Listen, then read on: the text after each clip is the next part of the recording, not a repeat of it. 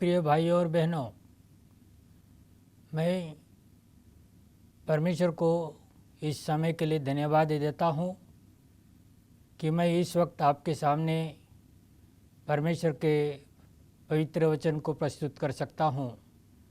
मैं आप सभी देखने वालों और सुनने वालों को प्रभु यीशु मसीह के पवित्र नाम में प्रणाम करता हूँ और आशा करता हूँ कि इस प्रवचन को सुनने और देखने के द्वारा से आपको अवश्य आत्मिक लाभ होगा।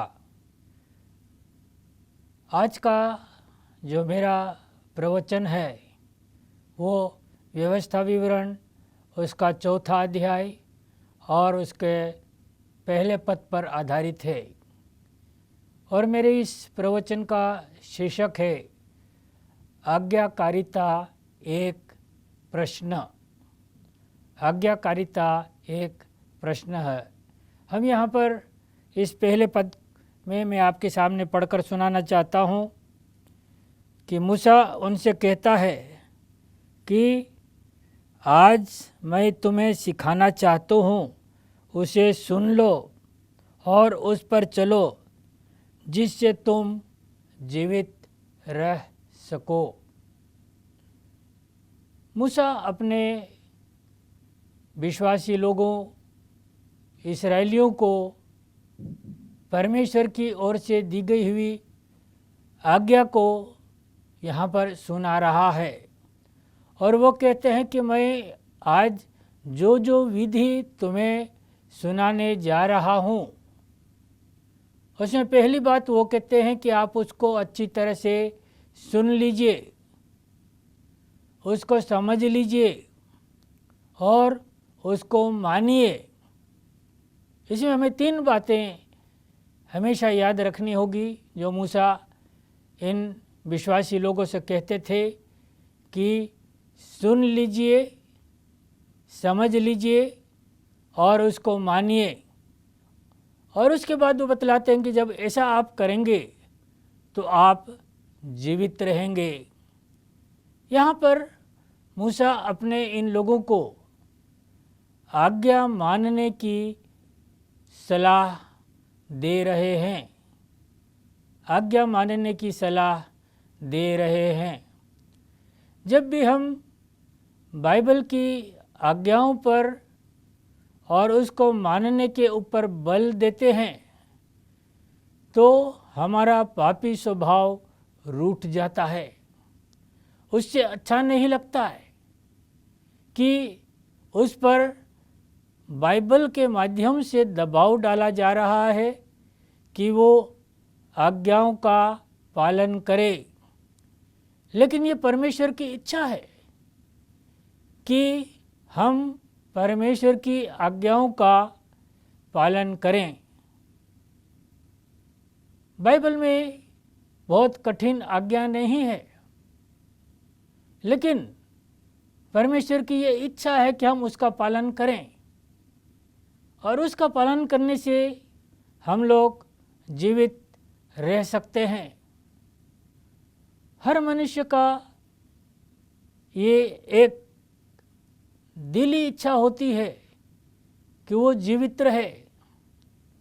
कोई भी अपने जीवन में मरना नहीं चाहता और परमेश्वर पिता की भी शुरू से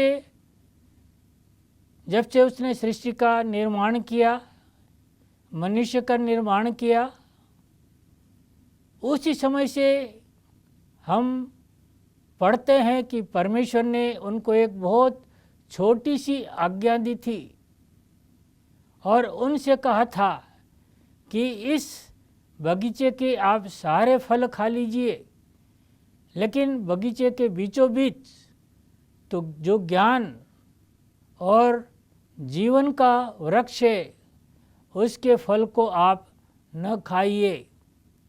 यहाँ पर आप देखिए कि जगत के आरंभ से परमेश्वर की ये इच्छा थी कि उसके बनाए हुए प्राणी परमेश्वर की छोटी छोटी आज्ञाओं का पालन करें।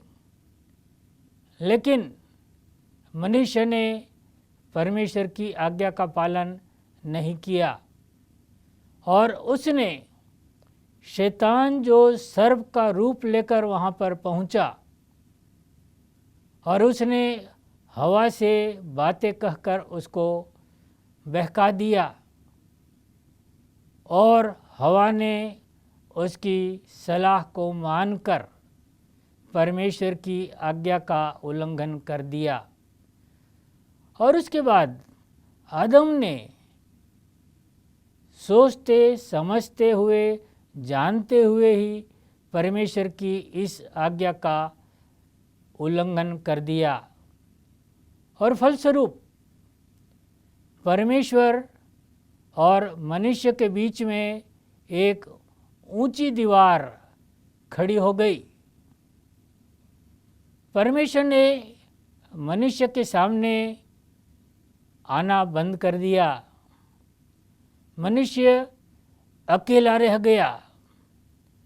मनुष्य को उस सुंदर स्वर्ग से, जो कि अदन का बगीचा कहलाता था, वहाँ से निकाल दिया गया और धीरे धीरे इस संसार में जनसंख्या बढ़ने लगी और अय्यूब का समय आया, नूह का समय आया और फिर मूसा का समय आया और परमेश्वर ने इनसे दर्शन के द्वारा से बातचीत करना शुरू किया। और उसके बाद व्यवस्था की पुस्तक का समय आया और परमेश्वर व्यवस्था की पुस्तक के द्वारा अपने भविष्यद्वक्ताओं के द्वारा पढ़कर सुनाए जाने के द्वारा वो उनके सामने अपनी इच्छाओं को, आपके मन की बातों को, अपनी आज्ञाओं को अपने लोगों के सामने रखने लगा और इस प्रकार से मनुष्य अपने जीवन में आगे बढ़ने लगा। आज्ञा पालन हमारे उद्धारकर्ता प्रभु यीशु मसीह के लिए बहुत ही महत्वपूर्ण था।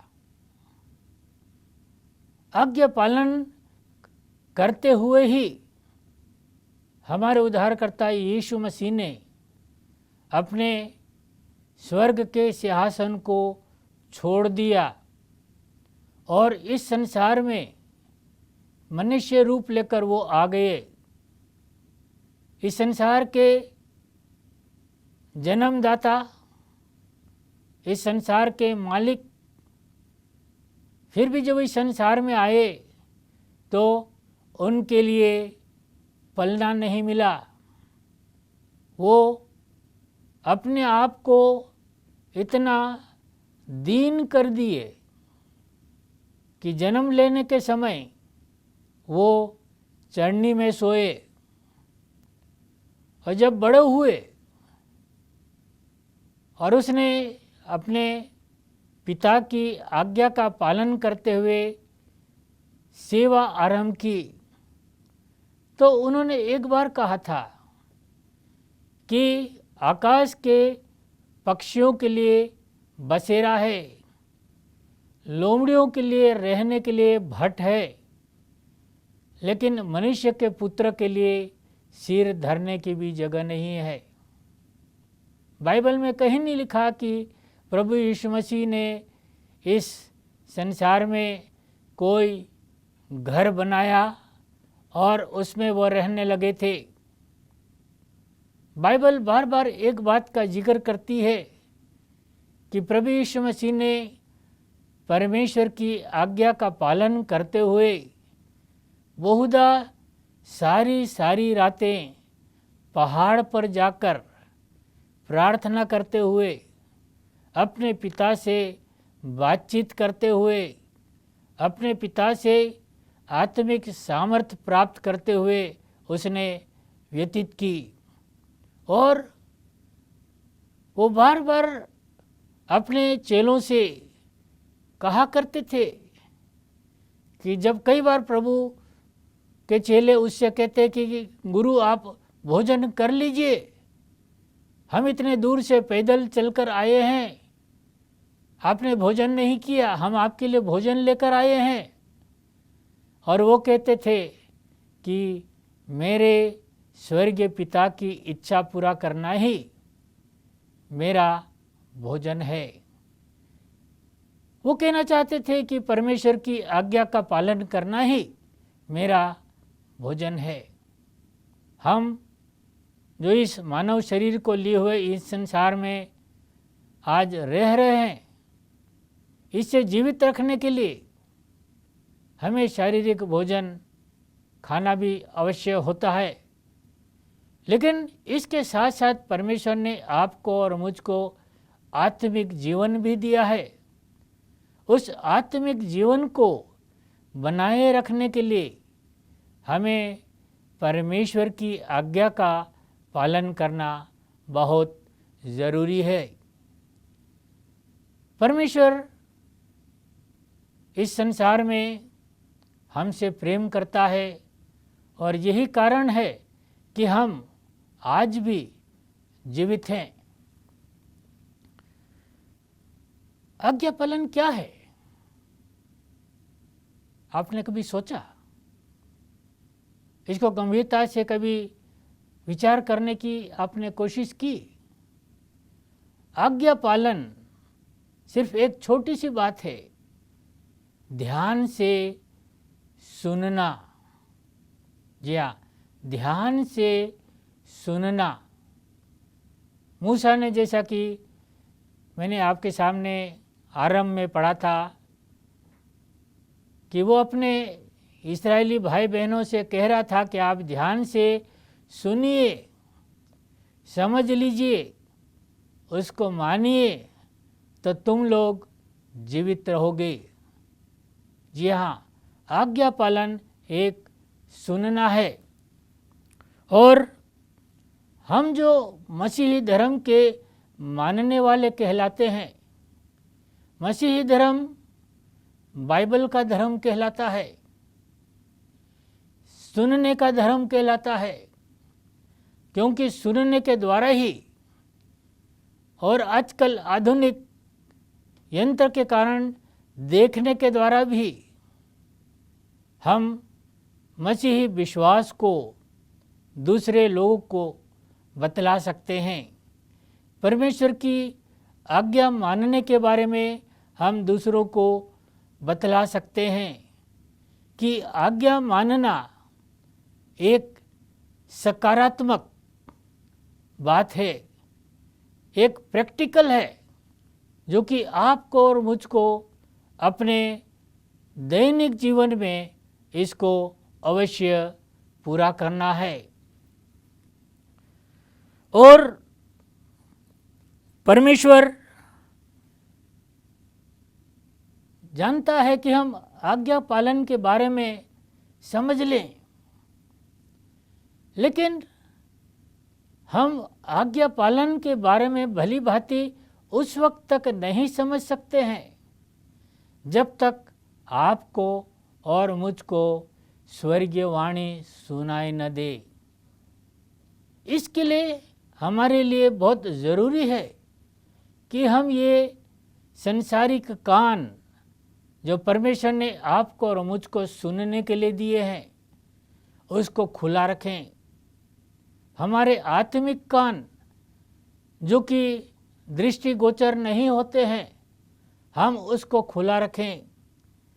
और जब हम स्वर्गीय वाणी को सुनते हैं और उसको समझते हैं, तो हमें परमेश्वर की आज्ञा पालन की गहराई को समझने का अवसर मिलता है। और जब हम परमेश्वर की आज्ञा पालन को स्वर्गीय वाणी सुनने के द्वारा से समझने लगते हैं, तो परमेश्वर ये चाहते हैं कि हम उसके बाद अपनी प्रतिक्रिया को प्रकट करें कि मैंने जो सुना है, मैं उसको क्या समझा हूँ। आपने महात्मा गांधी जी के विचारों का एक तस्वीर देखी होगी। महात्मा गांधी जी ने एक बात कही थी कि यदि इस संसार में आपको आज्ञा पालन करते हुए एक अच्छा राष्ट्रीय मनुष्य बनना है, तो 3 बातें आपको याद रखिए। वहाँ पर 3 बंदर बने हुए आप देखेंगे। एक बंदर ने अपने दोनों हाथों से मुंह को ढांक के रखा है, दूसरे बंदर ने अपने दोनों हाथों से आँखों को बंद करके रखा है, और तीसरे बंदर ने अपने हाथों से अपने कानों को बंद कर रखा है। इसका क्या अर्थ है? बहुत साधारण बात है कि इस संसार में अच्छी बातें और बुरी बातें भी हैं, और हमें विशेष रूप से तमाम बुरी बातों को न देखना चाहिए, न सुनना चाहिए और न बोलना चाहिए। यहाँ परमेश्वर की जब स्वर्गीय वाणी आपको और मुझको सुनाई देती है, तो हम परमेश्वर की इस आज्ञा को समझने लगते हैं। हम इस संसार में रहते हुए किसी न किसी आज्ञा के अधीन में आते हैं। जब हम किसी राष्ट्र में रहते हैं तो वहाँ पर राष्ट्र की शक्ति के अधीन में होते हैं। जब हम किसी हॉस्टल में रहते हैं तो वहाँ पर हॉस्टल के शक्ति के अधीन में हम रहते हैं। जब हम अपने परिवार में रहते हैं तो वहाँ पर या तो पति की शक्ति या पत्नी की शक्ति के अंतर्गत रहते हैं, और जब हम मंडली में रहते हैं तो वहाँ पर मंडली की शक्ति के अंडर में रहते हैं, और जब हम किसी संस्था के अंतर्गत सेवा करते हैं तो हम उस संस्था के अंदर रहते हैं। रोमियो उसका 8वां अध्याय और उसका 6वां पद मैं आपके सामने पढ़ना चाहूँगा। यहाँ पर एक बड़ी सुंदर बात लिखी हुई है।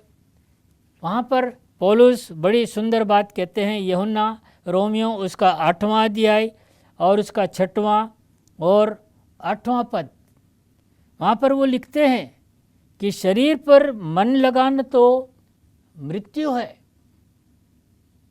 आप इसको अच्छी तरह से समझे, ये भी परमेश्वर की ओर से एक आज्ञा है। शरीर पर मन लगाना तो मृत्यु है, परंतु आत्मा पर मन लगाना जीवन और शांति है। क्योंकि शरीर पर मन लगाना तो परमेश्वर से बैर रखना है, यानी परमेश्वर की आज्ञा का न मानना ये प्रकट करता है कि हम परमेश्वर से बैर रखते हैं।